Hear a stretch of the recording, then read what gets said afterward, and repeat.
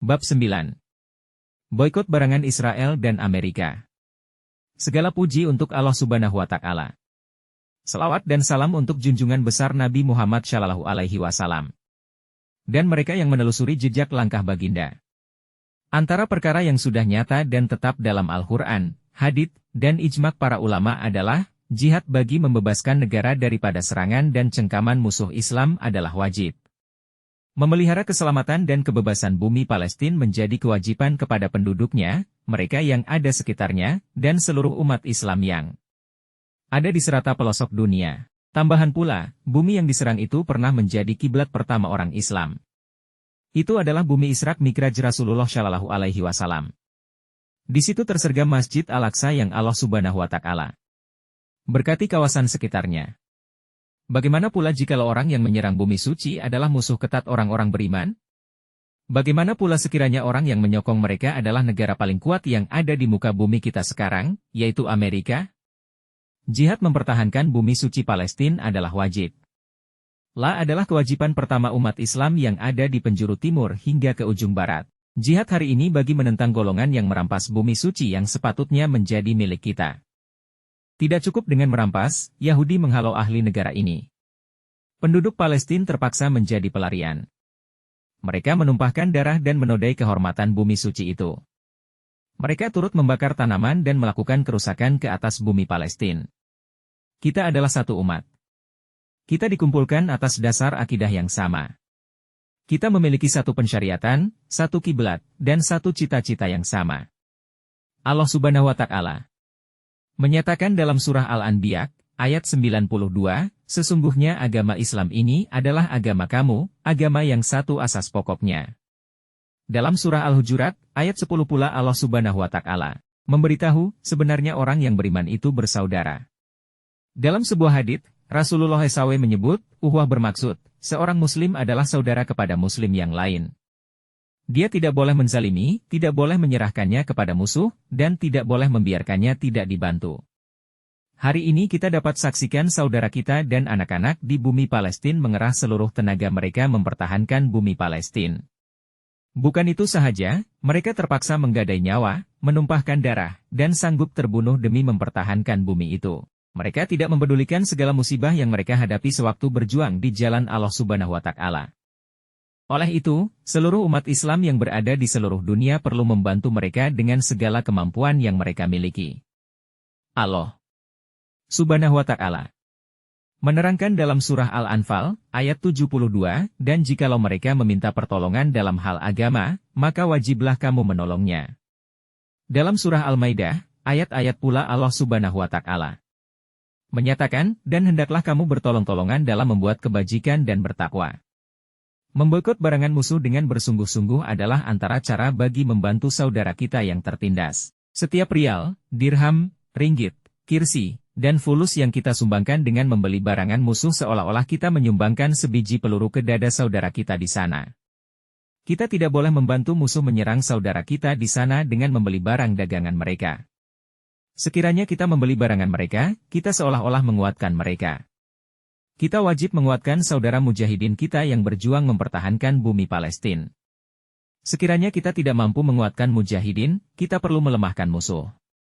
Antara cara untuk kita melemahkan musuh adalah memboikot barangan mereka. Apa yang tidak sempurna sesuatu kewajiban kecuali dengan sesuatu perkara, maka perkara itu menjadi satu kewajiban. Barangan buatan Amerika sama seperti barangan buatan Israel. Haram untuk kita membeli dan mengedar barang-barang itu. Amerika yang wujud pada hari ini adalah Israel kedua. Israel menggunakan hasil jualan Amerika bagi menjayakan strategi mereka. Golongan Yahudi itu berseronok dan bertemasya menggunakan duit yang kita sumbangkan melalui pembelian barangan mereka. Mereka membeli senjata, harta, dan segala peralatan menggunakan duit yang disumbangkan oleh Amerika. Amerika sudah lama melakukan perbuatan terkutuk itu. Tetapi, umat Islam terus berdiam diri dengan tindakan yang dilakukan oleh Amerika. Mereka tidak bangkit mempertahankan hak saudara mereka karena terlindung dengan hijab yang menyebabkan mereka bersifat berat sebelah. Kita mengatakan tidak kepada Amerika Syarikat dan barangan mereka. Tetapi hakikatnya, kita meminum, memakai, dan menunggang barangan buatan mereka. Saidina Aliera menyebut, 3 musuh kamu, sahabat kepada sahabat musuh kamu. Amerika bukan sahaja sahabat Israel, bahkan lebih daripada itu. Umat Islam yang berada di seluruh dunia pada hari ini mencecah hampir 3 miliar. Mereka mampu bergabung bagi memboikot syarikat dan barangan buatan Amerika. Itu menjadi satu kewajiban mereka. Semua umat Islam sekarang mengimport, membeli, dan menggunakan barangan buatan Israel dan Amerika. Mereka sudah melakukan sesuatu yang haram dan jelas, ia adalah satu dosa. Mereka pasti kembali kepada Allah Subhanahu wa Ta'ala. Dengan membawa bebanan berat dan dipandang hina dalam kalangan masyarakat. Manakala, orang-orang Islam yang hidup di negara Amerika ataupun Israel, mereka terpaksa membeli dan menggunakan produk buatan Amerika. Allah Subhanahu wa Ta'ala tidak membebankan seseorang hamba melainkan dengan kemampuannya. Allah Subhanahu wa Ta'ala menjelaskan dalam surah At-Taghabun, ayat 16, oleh itu bertakwalah kamu kepada Allah sedaya upaya kamu. Rasulullah Shallallahu Alaihi Wasallam menjelaskan, jikalau aku menyuruh kamu melakukan sesuatu, lakukanlah semampu kamu. Untuk masyarakat Islam yang hidup di wilayah Amerika dan Israel, mereka perlu coba bermuamalat dengan barangan yang dikeluarkan oleh syarikat yang kurang memusuhi umat Islam.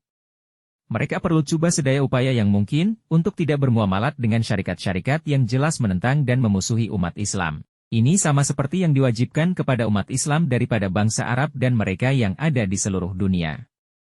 Mereka perlu memboikot barangan Israel dan barangan keluaran Amerika Syarikat ataupun mana-mana negara yang menyumbang kepada permusuhan terhadap umat Islam. Contohnya, barangan Marks and Spencer yang dikeluarkan oleh Israel. Barangan ternama itu memberi sumbangan besar kepada ekonomi Israel.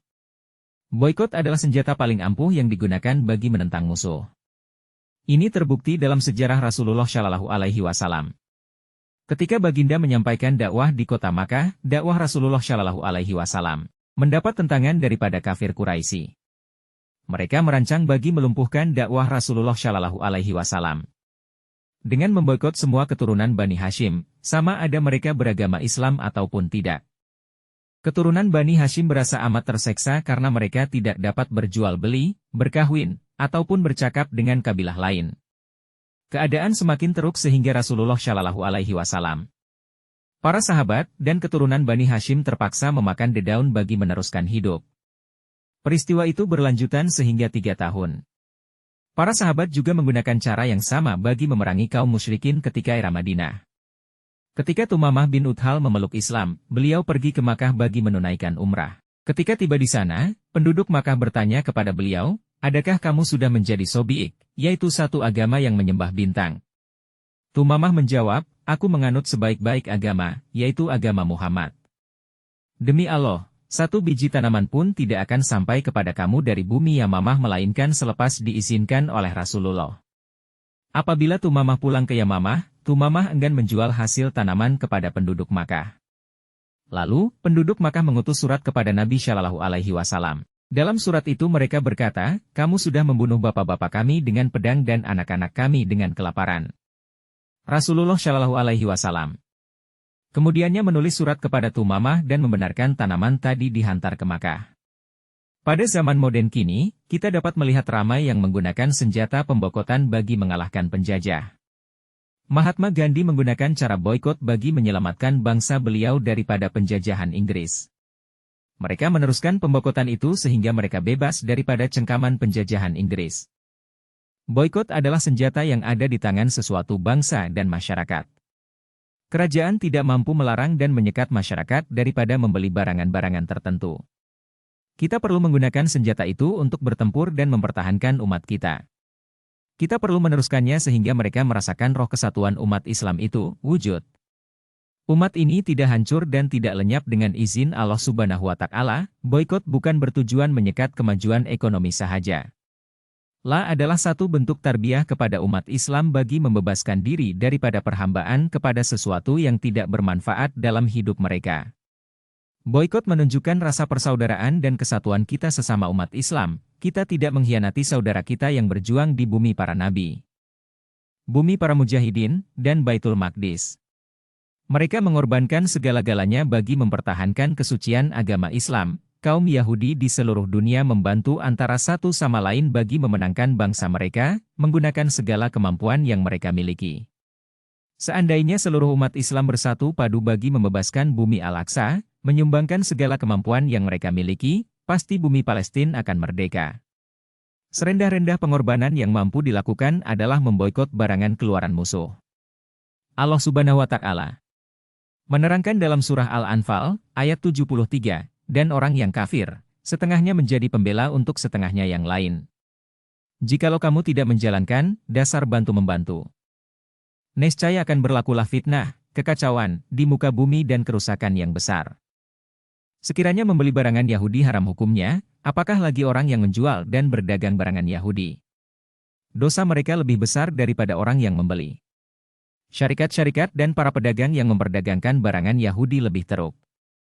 Ini karena mereka mengambil keuntungan daripada hasil jualan itu untuk diri mereka. Umat Islam perlu menyadari siapa sahabat dan siapa musuh. Kita perlu menyadari apa yang membawa kebaikan dan apa yang membawa keburukan kepada kita. Umat Islam tidak harus berasa lemah dan berputus asa, lalu mengikat perjanjian dengan Yahudi Zionis yang merugikan agama Islam sendiri. Allah Subhanahu wa Ta'ala memberitahu dalam surah Muhammad, ayat 35, maka janganlah kamu lemah dan mengajak berdamai. Padahal kamu adalah orang yang tertinggi keadaannya. Dan Allah bersama-sama kamu dan Dia tidak akan mengurangi pahala amal-amal kamu. Golongan yang perlu mengambil berat dalam meneliti perkara itu adalah saudara dan anak-anak perempuan. Keadaan mereka lebih menuntut mereka supaya lebih berhati-hati ketika berbelanja. Wanita lebih banyak meluangkan masa bagi memenuhi keperluan rumah tangga. Oleh itu, mereka perlu memilih barangan yang baik. Barangan yang sentiasa menghidupkan roh jihad dalam diri anak-anak. Bukannya menghidangkan barangan-barangan yang diragui, apatah lagi barangan yang menyumbang kepada kemusnahan di bumi Israq, Palestina. Sekiranya anak-anak diajar daripada kecil untuk tidak menggunakan barangan boikot, mereka pasti terdidik dalam suasana yang elok. Mereka pasti sentiasa bersemangat dan kuat. Apabila dewasa, mereka mencontohi ibu bapa dalam mempertahankan kesucian bumi Palestina. Meskipun itu adalah sekecil-kecil usaha, saya menyeru kepada semua orang yang beriman kepada Allah Subhanahu wa Ta'ala dan semua umat manusia supaya bersatu. Bersama-sama kita menegakkan kebenaran dan menghapuskan kebatilan, menegakkan keadilan, dan menentang kezaliman. Kita perlu membantu orang-orang yang lemah daripada golongan lelaki dan wanita, kanak-kanak, serta orang tua di bumi Palestina. Setiap detik, pasti ada kes pembunuhan yang berlaku. Setiap hari, penduduk Palestina berusaha membebaskan bumi mereka. Berjuang di jalan Allah Subhanahu wa Ta'ala, tercedera, terbunuh, demi mempertahankan kesucian agama mereka. Akhir sekali, saya menyeru kepada semua cerdik pandai, golongan pemikir, dan ulama di setiap negara supaya menubuhkan satu badan bagi memboikot barangan Israel. Mereka perlu mengadakan kerapen dan memberi kesadaran kepada masyarakat tentang perkara itu. Gerak kerja itu perlu berterusan sehingga kebenaran tertegak dan kebatilan terhapus. Allah SWT menerangkan dalam surah Al-Isra, ayat 81, sesungguhnya yang salah itu sememangnya satu perkara yang tetap lenyap, Allah Subhanahu wa Ta'ala menjelaskan lagi dalam surah At-Taubah, ayat 105. Dan katakanlah beramal Eloha kamu, maka Allah dan Rasul-Nya dan orang mukmin akan melihat apa yang kamu kerjakan, dan kamu akan dikembalikan kepada Allah, yang mengetahui perkara-perkara yang gaib dan yang nyata, kemudian Dia menerangkan kepada kamu apa yang kamu sudah kerjakan.